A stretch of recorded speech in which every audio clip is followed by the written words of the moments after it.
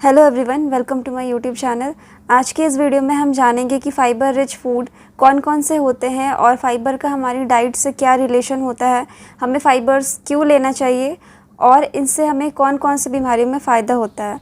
तो इससे पहले मैं आपको बता दूं कि जो मेरी लास्ट वाली वीडियो थी तो उसमें मैंने आपको बताया था कि आपको डायबिटीज़ में क्या खाना चाहिए और किन चीज़ों को आपको अवॉइड करना ज़रूरी होता है। तो अगर आपको इसका लिंक चाहिए होगा इस वीडियो का तो मैं डिस्क्रिप्शन में या फिर कमेंट सेक्शन में इसका लिंक प्रोवाइड करा दूंगी, तो आप वहां से इसे देख सकते हैं।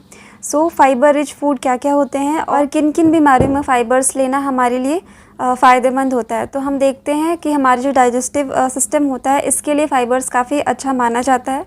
जिन्हें भी कॉन्स्टिपेशन की प्रॉब्लम है, कब्ज़ की जो प्रॉब्लम होती है, तो उस केस में अगर आप फ़ाइबर्स ज़्यादा लेते हैं तो ये आपके लिए काफ़ी मददगार होता है। इससे जो आपकी कॉन्स्टिपेशन की प्रॉब्लम है वो धीरे धीरे कम होने लगती है। साथ ही उन लोगों के लिए भी ये अच्छा होता है जिन्हें हार्ट की प्रॉब्लम रहती है या फिर ब्लड प्रेशर बढ़ा हुआ है, कोलेस्ट्रॉल का जो लेवल है वो बढ़ा हुआ है। तो इन केसेस में आप अगर फ़ाइबर्स का यूज़ करते हैं अपनी फूड में तो आपको इससे काफ़ी ज़्यादा जो हेल्थ बेनिफिट्स होते हैं इसके मिलते हैं। और फ़ाइबर्स की एक बात ये अच्छी है कि इससे आपको कैलोरी नहीं मिलती है, तो ये नो कैलोरी में आता है। और इसकी वजह से जिन लोगों को वेट लॉस करना है तो वो अगर फ़ाइबर्स का यूज़ ज़्यादा करते हैं अपने खाने में तो उनका वेट लॉस जल्दी होता है, वेट लॉस होने में भी हेल्प होता है। और इसके साथ ही जिन्हें भी डायबिटीज़ की प्रॉब्लम है तो डायबिटीज़ वालों के लिए भी फ़ाइबर्स काफ़ी अच्छा माना जाता है। तो इस तरह से हम देखते हैं कि ये डाइजेशन के लिए अच्छा होता है हमारे, और जिन्हें भी डायबिटीज़ की प्रॉब्लम है, हार्ट डिजीज़ में काफ़ी फ़ायदेमंद होता है। इसके अलावा ये हमारे स्किन के लिए भी अच्छा होता है, एंटी एजिंग होता है और ये हमारी बोन्स के लिए भी अच्छा होता है। तो ओवरऑल अगर बात करते हैं फ़ाइबर्स जो होता है ये हमारी डाइट में होना चाहिए और इससे हमें बहुत सारे हेल्थ बेनिफिट्स मिलते हैं। तो चलिए हम देखते हैं कि कौन कौन से जो फूड होते हैं उनमें फ़ाइबर्स की जो मात्रा होती है वो ज़्यादा मिलती है और कैसे आप इसका हेल्थ बेनिफिट्स ले सकते हैं। सबसे पहले अगर हम बात करें जो होल ग्रेन्स होते हैं, जो दालें होती हैं, छिलके वाली जो दाल होती है, तो इसका यूज़ अगर आप करते हैं अपने खाने में तो इससे आपको अच्छे अमाउंट में फ़ाइबर्स की जो मात्रा होती है ये मिल जाती है आपके बॉडी की रिक्वायरमेंट के लिए। आप ओट्स का यूज़ कर सकते हैं, दलिया खा सकते हैं, इसमें भी जो फ़ाइबर होता है वो काफ़ी अच्छे अमाउंट में होता है।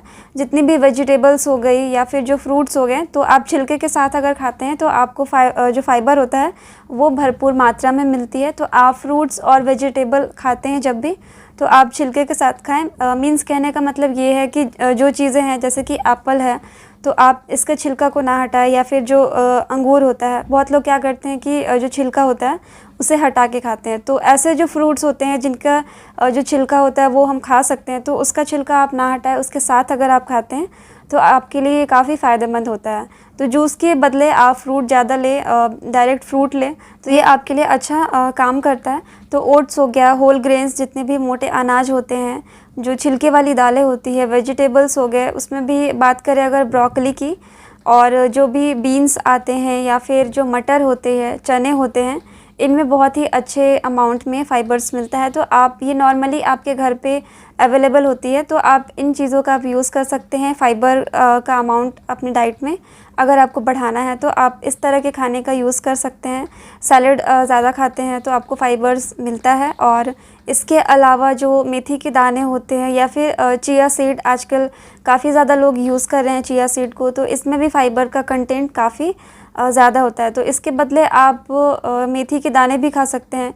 जो डायबिटीज़ के पेशेंट होते हैं उनके लिए भी ये फ़ायदेमंद हो जाता है, तो आप मेथी का भी यूज़ कर सकते हैं। इसमें भी फ़ाइबर का जो अमाउंट होता है वो ज़्यादा होता है। तो जैसे कि पालक हो गया और जो हमारा गाजर होता है, ब्रोकली हो गई, एवोकाडो, तो इनमें जो फ़ाइबर्स होता है वो ज़्यादा होता है। तो ये सारे फूड्स जो मैंने आपको बताया ये हाई फाइबर कंटेंट रखते हैं, तो आप इसका यूज़ कर सकते हैं अपनी बहुत सारी बीमारियों में या फिर जो वेट लॉस कराना चाहते हैं उसमें।